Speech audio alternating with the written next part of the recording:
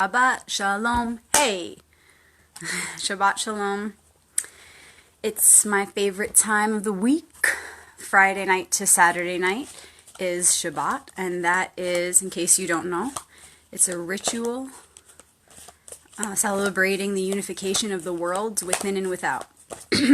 So, uniting man and spirit, heaven and earth, above and below, returning to oneness. You can see why I would love that so much. It's magical. It's a magical time. So I love when these activation readings fall on Shabbat.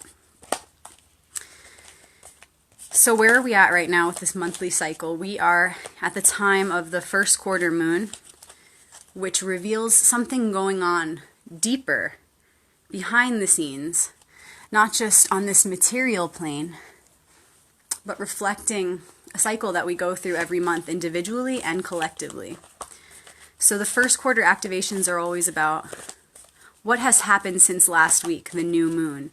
We had our initiation last week, and now where are we at? What have we stepped into? What are we now consumed by? So some questions I like to ask at this time of the archetypes are, what is the theme of this month? What is the challenge? The highlighted challenge, which is also the chariot to our collective ascension. Collective and, of course, individual, because as with one, so with all. So I like to ask those questions and see what comes up, see what guidance our archetypal alliance has to offer us. And it's nothing that we don't already know. The answers are already inside of us. So this map will serve as confirmation. It will serve to clear away any extraneous thoughts or chatter of the ego's mind that is just futile, or taking up space where we could be filling that space with more of what is good for us, with more of what is in alignment with our authentic truth right now. And again, not just as individuals, but as a collective unit. Okay. So while I continue to shuffle, I'm almost done here. Go ahead and create a space for the answers to come in, because if we just keep asking, we're not going to be able to receive the answers. If we just keep acting, we won't be able to receive. If we keep moving with our thoughts and our words, how will we hear? How will we listen? How will we receive? So let's create a space, each one of us, so that together we create the best and most efficient space for these answers to come in, for this wisdom to come in. Let's open up the channel together.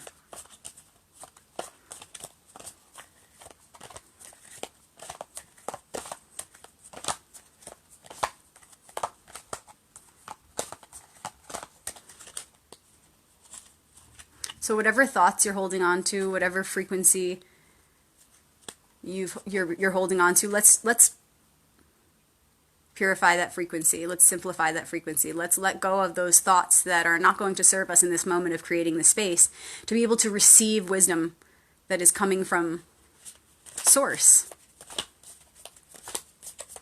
from the archetypes, the faces of the One. Ask your thoughts to just take a seat. Okay, there's no getting rid of them, because there's no out. There's nowhere we can just discard our thoughts, okay? But for a second, just ask them to take a seat, step aside. Place them in an imaginary box next to you. Do whatever you have to do for this moment to open up to the present moment, here, now. And then I'll meet you in that space in reflection of that place outside of the time and space that we know. That's the space of the heart. That's where we're going to meet. That's where we always meet. That's where we always are together as one, no matter what it looks like in this material realm.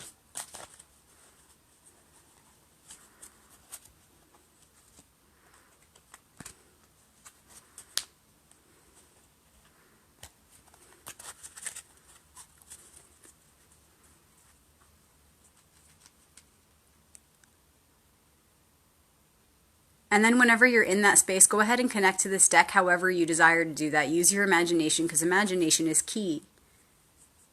So go ahead and connect to this deck however you desire to do it.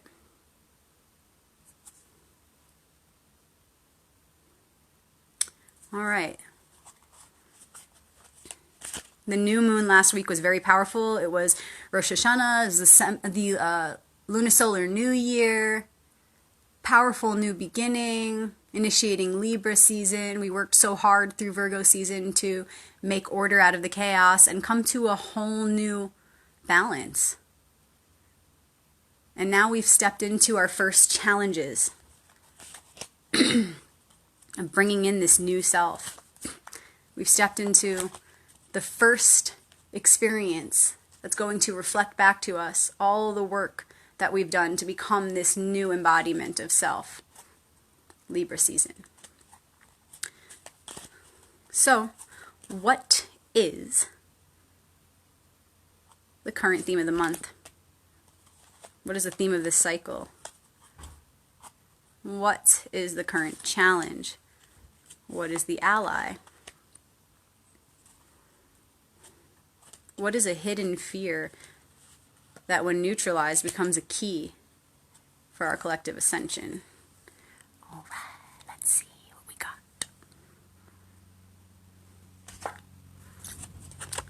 Okay, the current theme, this cycle. Learning a new way to communicate our truth. Going through a whole new set of challenges in communicating our truth. Going through a whole new set of challenges as we learn to open up to the truth of others in a whole new way, So remaining open-minded as we learn to communicate, to receive and transmit messages of truth.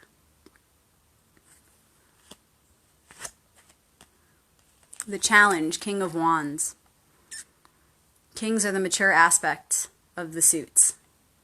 So this is the suit of Wands. It's fire, it's spirit. Learning how to use our fire to communicate our truth. Putting our truth into action.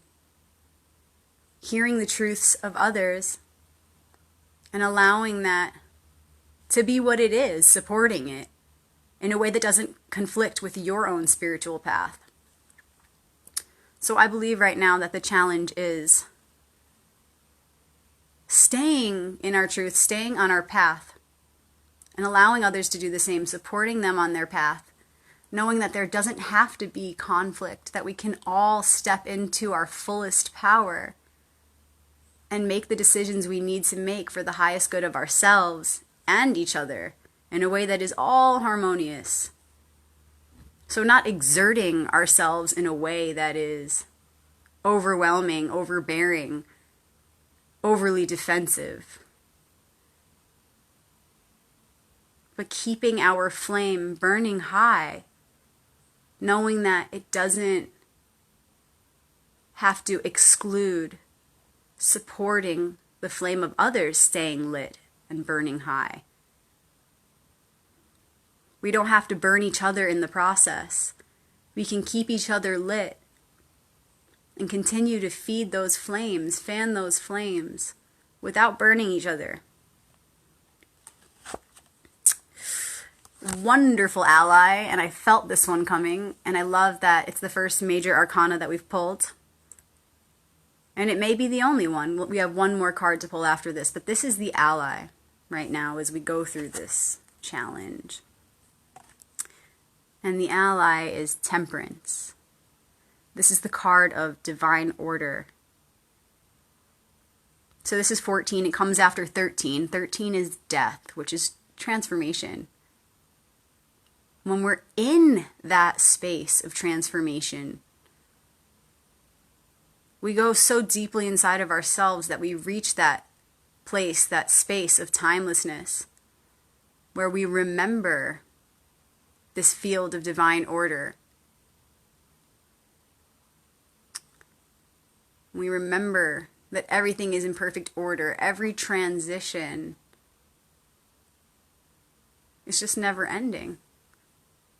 In every end, there's a new beginning. And every beginning is implicit the end.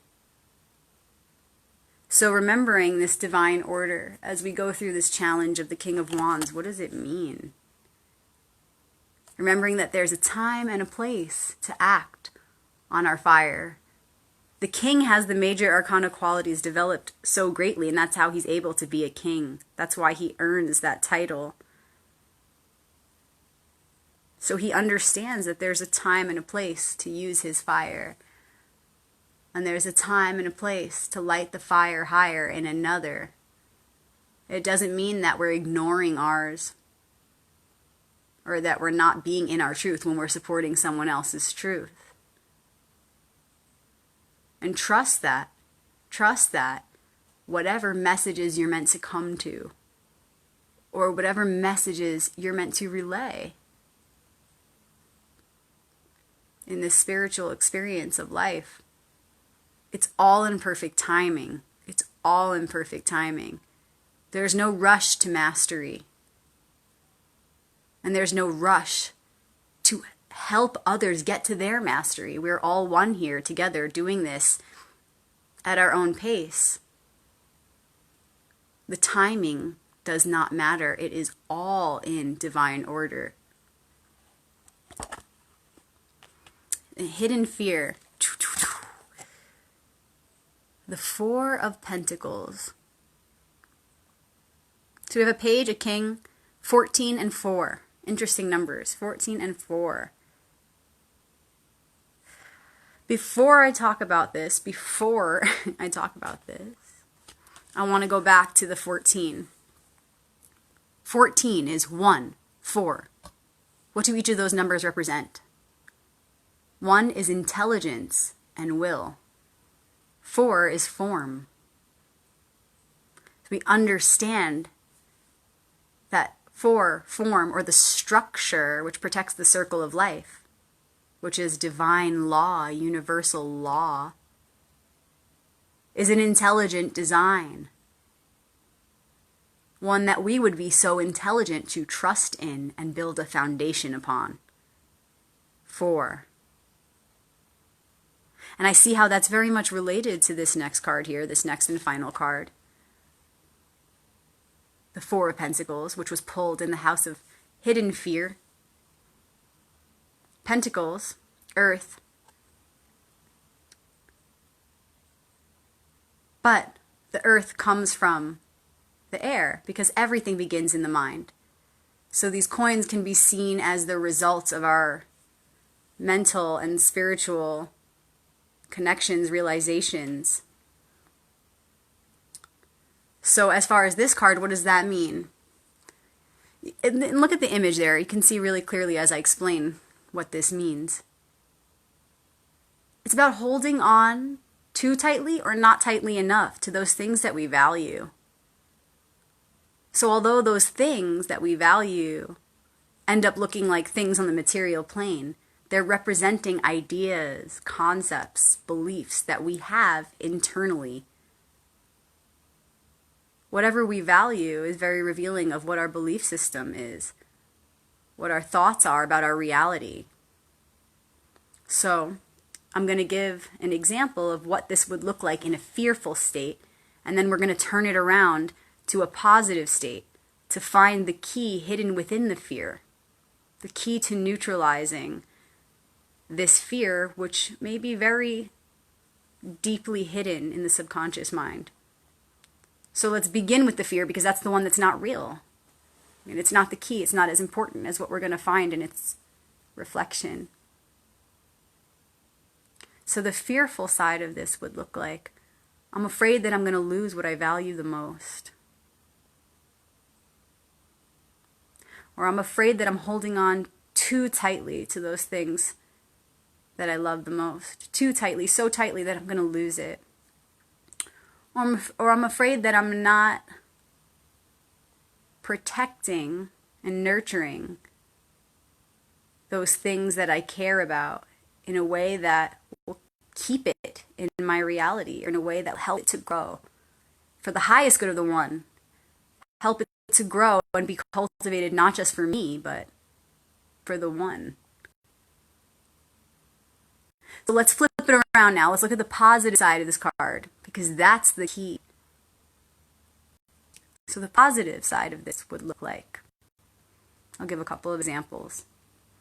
It would look like, first of all, I'm clear on what I value. And I'm clear on what manifestations on this material plane are just reflections of those things that I value so deeply in my heart. So I've got to hold on to material reality. Those things that I'm protecting on this material plane, I'm very aware, High Priestess, bringing in the High Priestess aspect, the subconscious, I'm very aware on the inside of what has happened to be able to make those things manifest in this realm. I'm remembering the roots of my manifestations, why I created these things in the first place. I'm understanding their purpose here in this realm. A, to reflect back to me what's going on in my inner world. B, to be a reminder of what I value and care about and believe in. And C, because these manifestations hopefully serve the highest good, not just me, but they help maybe me to be the best me so that I can do my part in this reality. Or maybe they are manifestations that quite literally help people on this physical plane. Maybe something that you create, something you've created, something you sell, or something you work really hard on. Something that you're dedicated to, a project on this material plane. So we'll say, I'm nurturing and protecting and holding on to those things on this material plane, that when I do that, it feeds source in the unseen realm in a very powerful way. So the rituals I have around taking care of my physical property, the things that I own, or even not just the things that I own, but also my relationships, my attachments are for the highest good.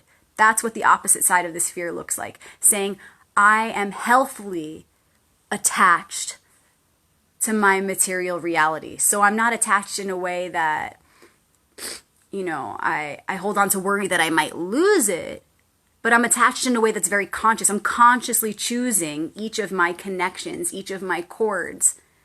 So it's like a detached attachment. We may appear attached on this material plane, but we know ultimately that it's impermanent. And we know that what we're actually attached to is the ritual that it provides, that space, that opportunity for us to connect to the unseen realms and feed those source energies, the virtues, the parts of the all virtuous light. So we're feeding that one light through its reflections, using this physical ritual, this material ritual. So we don't have to run away from the idea of attachment, but work with it. Because anytime we just throw out an idea or deny it, we're not actually doing the work. We're not actually looking at this situation and being the magicians that we are and being the alchemists that we are and using every opportunity on this material plane to bring in that higher light, to allow it to come through us, through our senses, and into manifestation in this world in a way that is in service of the one, for the sake of the Creator. So yeah, let's look at what we're attached to. And let's say, hey, maybe there are certain things I need to detach from. And maybe they're just ideas. But that doesn't matter, because that's the source of everything, the mind, the principle of mentality, first principle of Hermetics. So let's first, as the page, before we get to the king aspect, right, of this, let's first just be honest with ourselves and look at what our attachments are. Let's reevaluate them. And whatever we feel we should be attached to, let's reattach in a way that is very conscious, in a way that is not denying the fact that it's all impermanent, but in a way that reinforces our conscious commitment to that thing on this material plane, which ultimately, behind the scenes, is feeding something much more profound. And it doesn't matter what it looks like to other people. It doesn't matter if it looks like you're too attached or not attached enough. What matters is what's inside of you and your thoughts about the situation and your thoughts about the relationship or the thing that you seem so attached to. Healthy attachment is okay, but what is that healthy attachment? Healthy attachment should look like consciously choosing those relationships, those projects, owning material things for the highest good. Knowing that at any moment, upon evaluation of what those things are doing to serve us, we may have to let them go. So it's not attachment eternally, because the only thing we're attached to eternally is spirit, is soul, source energy. But so long as we're in this material reality, may we consider the very real fact that we do have attachments for a brief and fleeting moment in time and space. So how can we make the most of our attachments then? How can we have attachments in this realm for the one? Doing work in the spiritual realm through these material objects in this material reality, but doing work in the spiritual realm through that in a way that we cultivate energy that will go with us through, past lifetimes, that will go with us to the grave and beyond. How can we use everything on this material plane to make the most of that experience that's beyond this world and this body? It doesn't matter if someone's judging you for being too attached or not attached. We don't have time to stop and consider that and worry about all the judgments of what it looks like. We're always going to look this way or that to people. It doesn't matter. The point is really looking within and asking yourself what your truth is. What is my truth? What does this thing mean to me? What does this person mean to me? And how can I treat it or treat them in a way that is for the highest good of the one? How can I hear them receive their offering? Or how can I receive the benefit of this very physical thing that I own even? It doesn't have to be a person. It could be like an inanimate object. How can I make the most of that thing, that relationship, for the sake of the Creator? Is it for the sake of the Creator to be too attached to a relationship in a way that pulls us down, making it so that we don't remember who we really are and why we're here? That is not healthy. Having an attachment to a person or a thing, like maybe an addiction to a drug or anything. Having that addiction only pulls us out of the present moment and makes us focus on one thing so that we forget the bigger picture. That's not healthy. But consciously choosing those experiences that we're having on this material plane, choosing them, so in a way, yes, attaching to it, but only so long as it is serving the highest, knowing that in each moment we may have to let it go. But when we attach to it in a way that's for the highest good, giving it our fullest presence, giving it our all, really attaching, because all the while we're maintaining remembrance that this is all impermanent. So what do you have to lose? Go big or go home. Go all in, or don't go at all. So again, the fearful side of this would look like, I'm afraid that I'm going to lose what I love so much. Ridiculous, because if you love it and you're using it in a way that's for the highest good of the Creator will make sure that it stays in your life. Because, again, we're built upon an intelligent design, a self-sustaining creation, never-ending creation. So if you're doing something that truly is for the highest good of the one, whether that's being involved in a relationship or eating a piece of food or buying this material item, if it's justified spiritually, truly, you can't lie to yourself, only you know. But if it's justified and it really is uplifting the one, you have nothing to fear. You will not lose it, because by law, it must stay in your life. If you're using it to uplift the one, by law, it cannot be taken from you. So that's just one way to calm that fear that a lot of us carry. Again, another way to look at the fearful side of this card is, I'm afraid that I'm holding on too tightly or not tightly enough to those things that I value. Well, just reconsider what you do value and regather your energies, recollect your energies, and then distribute them appropriately. All the while maintaining remembrance that this is an impermanent experience and that every single thing that happens to us on this plane is an opportunity to serve the highest good.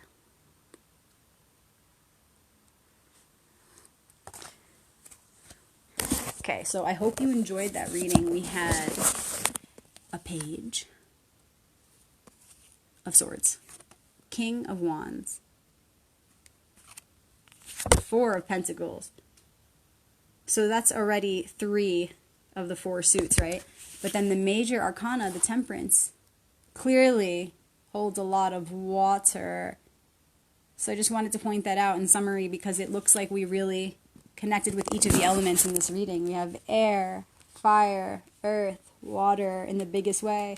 So water is really the ally right now and the key to what we're going through. So consider that as well as we go through this experience of maturing on our spiritual path and we go through these challenges, remembering the ally, divine order, trust in divine order. Remember water. Remember water and use that element. We're all magicians, so use the water element to heal, to calm the fires when it's not quite time to act.